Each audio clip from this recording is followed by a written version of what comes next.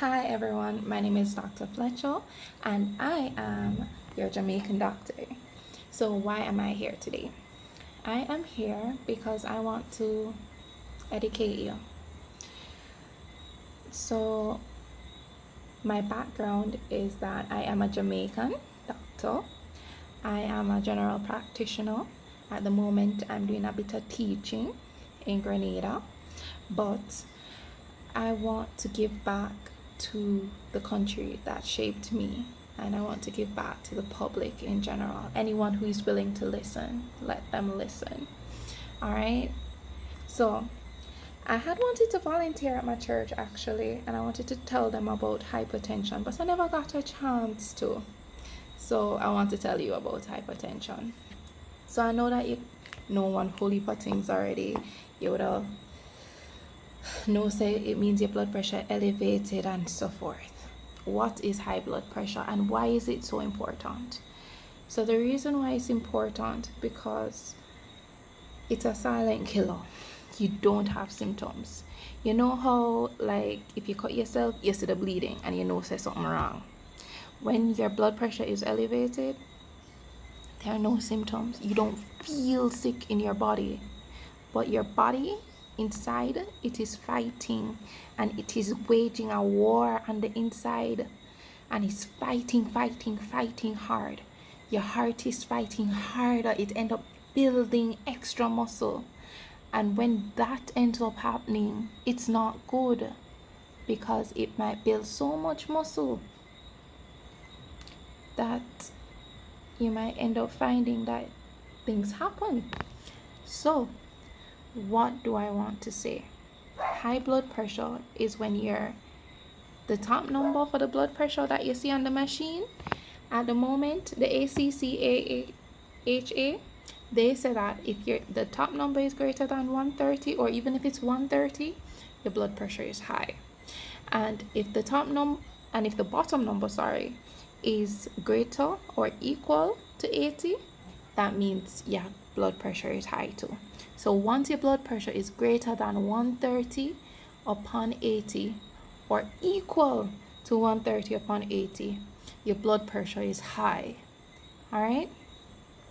This is different from what a lot of schools had been saying before, and even what I had learned just a few years ago when I was in medical school, where the cutoff had been 140/90. What does that mean?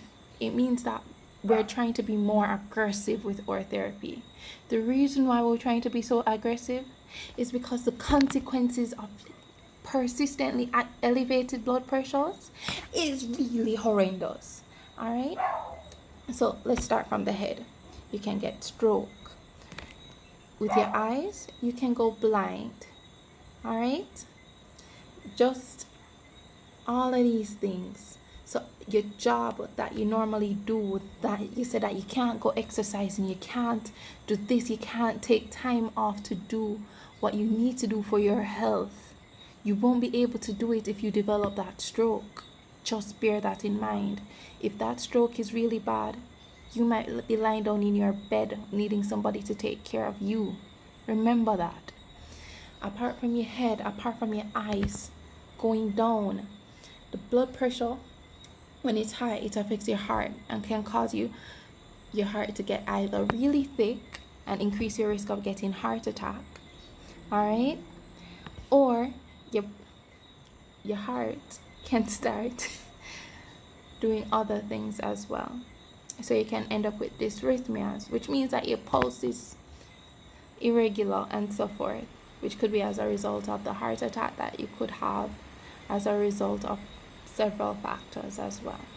All right, then it can affect your kidneys, and a lot of people, especially in Jamaica, are having kidney problems, and it's because of their high blood pressure that they had, that they were not taking care of, and they didn't think anything was wrong until now they're going to the doctor for some random reason. They do a blood test and they see the kidney function is actually getting worse and worse. And it's just heartbreaking when you're in the hospital setting and you see patients come in and they're sick and they are desperate for help, and you know in your heart that rightfully primary care is where we missed you. All right? We want you to be healthy so that you don't have to go to the hospital with these end results. All right? Where you come in with your heart attack, your stroke, your kidney failure. Even it affects your legs as well. It might end up getting amputation. It's not only diabetic patients. You will beg for that amputation if you have the complication of peripheral arterial disease and get critical limb ischemia, where your toe is so painful, your foot is so damn painful.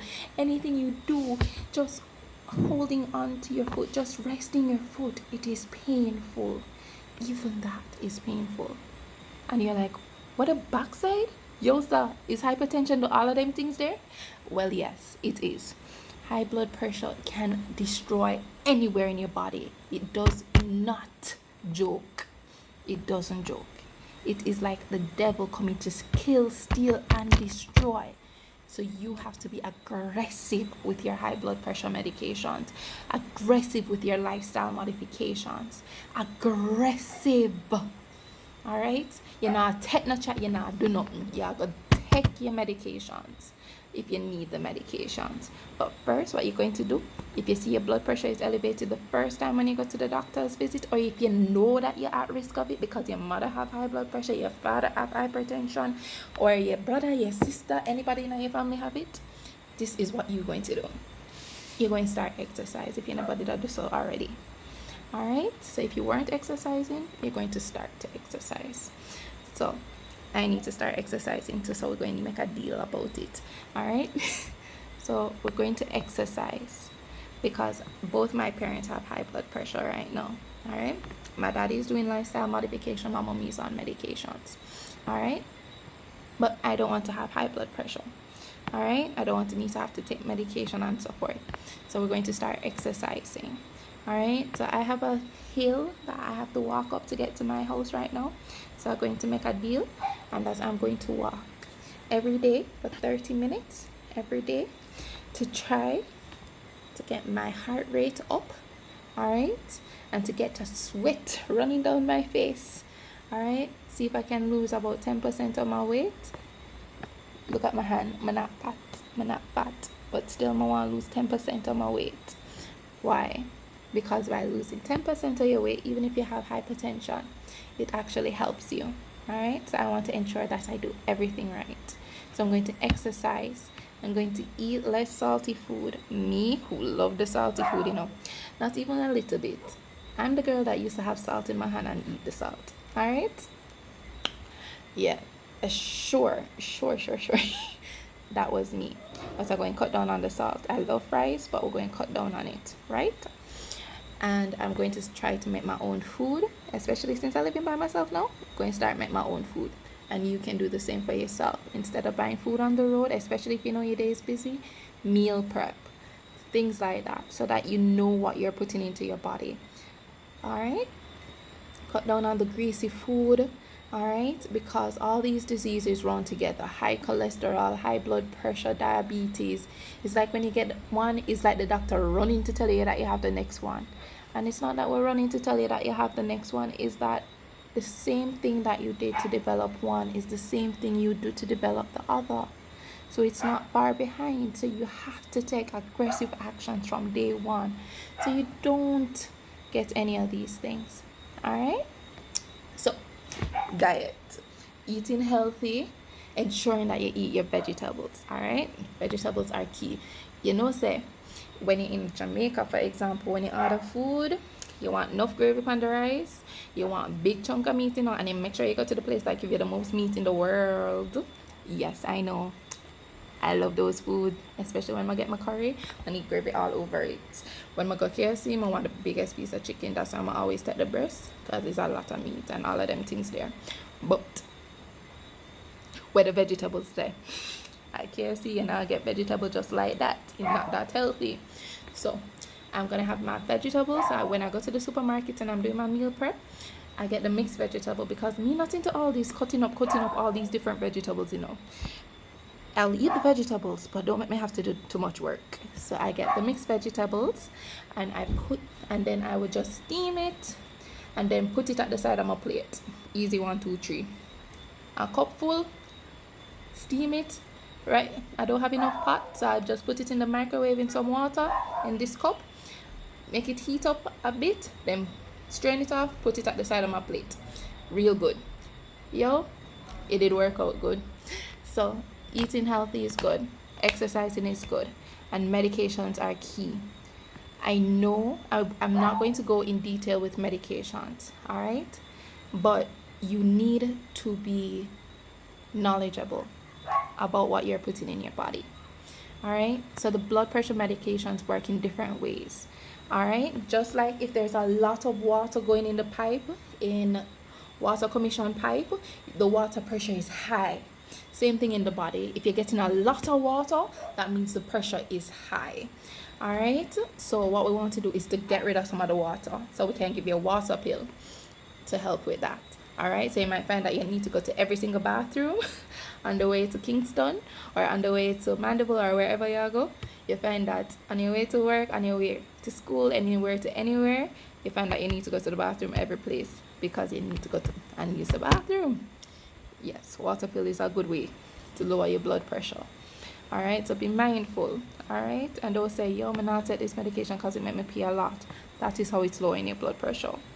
There is some medications as well that how they do their job is that they open up the piping system. So they open up the blood vessel, make it wider. As a result, things tend to pool at the very bottom. So you might notice that your legs getting swollen a bit. All right, just tell your doctor if you have any of these complications, all right, or you're feeling any way from your medications, all right, and we will adjust it. All right, we're willing to listen, we're willing to talk. In your health center, your clinic that's nearby to you. Beside me, when I was in Jamaica, there was Greater Portmore Health Center and all of these things. When I was in Mandeville, there were clinics there. There was comprehensive clinic. You have Malgully Clinic. You have all them. You have all manner of clinic right beside wherever you live in Jamaica. And I'm sure wherever you are, there are clinics near to where you are that you can just go to the doctor, talk to them about what's going on with you, and we can make changes.